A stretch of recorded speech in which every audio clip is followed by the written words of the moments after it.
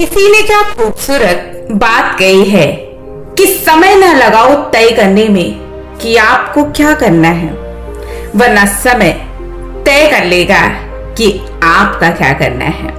नमस्कार दोस्तों, ईश्वर सदैव आपका भला करे और आपकी झोलियां ईश्वर के आशीर्वाद से हमेशा भरी रहे। तो दोस्तों, आज बात करेंगे कि जिंदगी में सही निर्णय, सही फैसले कैसे लेने चाहिए और सही निर्णय और सही फैसले कैसे हमारी जिंदगी की दिशा दोनों ही बदल देते हैं। क्योंकि कहते हैं ना कि 1 मिनट में लिया गया फैसला जिंदगी नहीं बदल सकता, लेकिन 1 मिनट सोच कर लिया गया फैसला आपकी पूरी जिंदगी की दशा और दिशा दोनों ही बदल सकता है। तो ये कहानी है एक गुरु की। एक गुरु अपने शिष्यों को एक पाठ पढ़ा रहे थे कि सभी जीवों में ईश्वर का वास होता है, इसलिए हमें सबको नमस्कार करना चाहिए, सबको प्रणाम करना चाहिए, सबसे प्रेम से रहना चाहिए। अब कुछ दिन बाद गुरुजी ने एक विशाल हवन का आयोजन किया और कुछ शिष्यों को लकड़ी लेने के लिए पास के जंगल में भेज दिया। शिष्य लकड़ियां चुन रहे थे, तभी वहां एक पागल हाथी आ गया। सभी शिष्य शोर मचाकर भागने लगे, भागो भागो, हाथी आया, पागल हाथी आया। लेकिन उस सब के बीच एक शिष्य ऐसा भी था जो इस खतरनाक परिस्थिति में भी शांत रहा। उसे ऐसा करते देखकर उसके साथियों को आश्चर्य हुआ। उनमें से एक बोला कि ये तुम क्या कर रहे हो? देखते नहीं हो पागल हाथी इधर ही आ रहा है, भागो और अपनी जान बचाओ। इस पर शिष्य बोला, तुम लोग जाओ, मुझे इस हाथी से कोई भय नहीं, क्योंकि गुरुजी ने कहा था कि हर जीव में ईश्वर का वास है, इसलिए भागने की कोई जरूरत नहीं है, क्योंकि इस प्राणी के अंदर भी ईश्वर है। और ऐसा कहकर वो वहीं खड़ा रहा और जैसे ही हाथी आया वो उसको नमस्कार करने लगा। लेकिन हाथी कहाँ रुकने वाला था? वो सामने आने वाली हर चीज को तबाह करते जा रहा था और जैसे ही शिष्य उसके सामने आया, हाथी ने उसे उठाकर एक तरफ फेंक दिया और आगे बढ़ गया। अब शिष्य को बहुत चोट आई, वो घायल होकर वहीं बेहोश हो गया।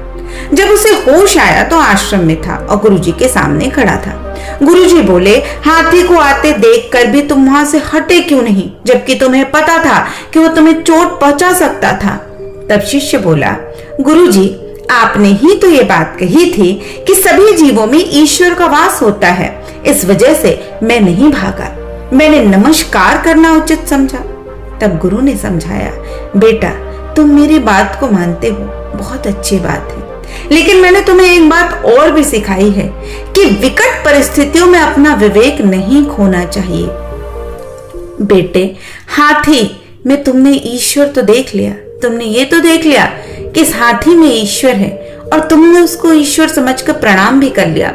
लेकिन जब बाकी शिष्यों ने तुम्हें समझाया तब तुम्हें उसमें ईश्वर क्यों नहीं नजर आया? उन्होंने भी तुम्हें मना किया था, उनकी बात का तुमने विश्वास क्यों नहीं किया?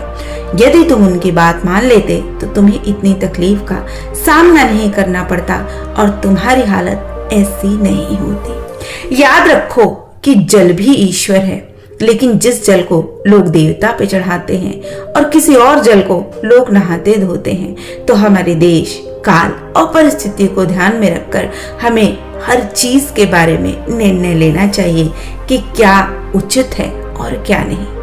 दोस्तों, ये कहानी आपको ये समझाने के लिए है कि किसी भी चीज का असली भाव क्या है, क्योंकि जब हम किसी चीज के अंदर के भाव को सही ढंग से नहीं समझते हैं तो हम सही ज्ञान को भी गलत रूप में ले लेते हैं। यहाँ तक कि हम लिखी लिखाई बात को उसी तरह से बोलने समझने लगते हैं, जबकि उसके जो अर्थ होते हैं वो बहुत गहरे होते हैं।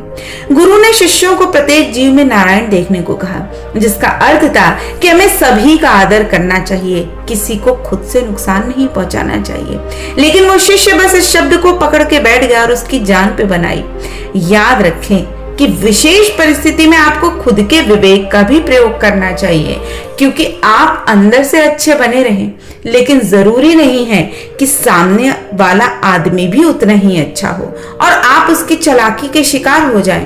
तो कैसे अपने आप को बचाएं? आपको दूसरे का सम्मान, उसका आदर जरूर करना है, लेकिन अपना बचाव भी जरूर करना है, और ये एक जीव की सबसे बड़ी महत्वपूर्ण जिम्मेदारी है। तो कैसे हम अपनी जिंदगी में सही निर्णय ले सकते हैं, ये बात मैं आपको कुछ पॉइंट्स के माध्यम से समझाना चाहूंगी।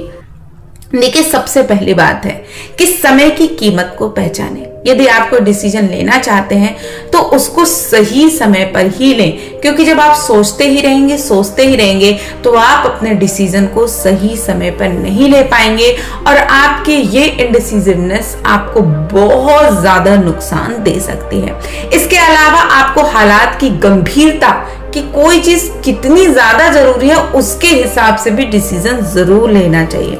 इसके अलावा अपनी जिंदगी में एक चीज छोड़ दीजिए, वो है आलस्य, क्योंकि जितने आप आलसी होंगे उतने ही आपके डिसीजन रॉन्ग हो जाएंगे। इसके अलावा अपनी जिंदगी में हकीकत को पहचानिए कि जिंदगी में सही क्या है। प्रैक्टिकल बनना भी बहुत जरूरी है। अपने अंदर की इंसानियत, अच्छाई को बनाने के साथ ही साथ थोड़ी प्रैक्टिकलिटी भी बहुत जरूरी है। कोशिश करें कि आप जो भी निर्णय लें उससे कभी दूसरे का नुकसान कभी भी ना हो, और अपनी जिंदगी में हमेशा अपने कटु अनुभव से सीख लें। उससे सीख लेने का मतलब ये नहीं है कि किसी ने बुरा किया तो आपको भी बुरा करना है। अनुभव से सीखने का मतलब है कि इस तरह के कटु अनुभव जिन लोगों की वजह से हुए, उन लोगों से कैसे अब आपको आगे अपने आप को बचाना है और अपनी जिंदगी में आगे बढ़ना है। इसके अलावा जब भी निर्णय ले, भावनाओं से परे होकर निर्णय ले, क्योंकि जब कोई व्यक्ति बहुत ज्यादा भावना में बढ़कर निश्चय लेता है तो निश्चित रूप से उसका निर्णय जो होता है वो गलत ही होता है। इसके अलावा जो भी निर्णय लें उसमें लाभ और हानि दोनों का विचार करके ही लें। इसके अलावा किस्मत के भरोसे कोई भी निर्णय ना लें। हमेशा प्रयास करें अपने लिए और चीजों को होने देने के लिए प्रभु की मर्जी पर छोड़ दें। तो यदि आप इस तरह से निर्णय लेते हैं तो निश्चित रूप में आपके निर्णय सफल होंगे और आप सही ढंग से अपने जीवन में आगे भी बढ़ सकेंगे, तरक्की भी कर सकेंगे और अपनी नहीं दूसरों की भी सहायता कर सकेंगे।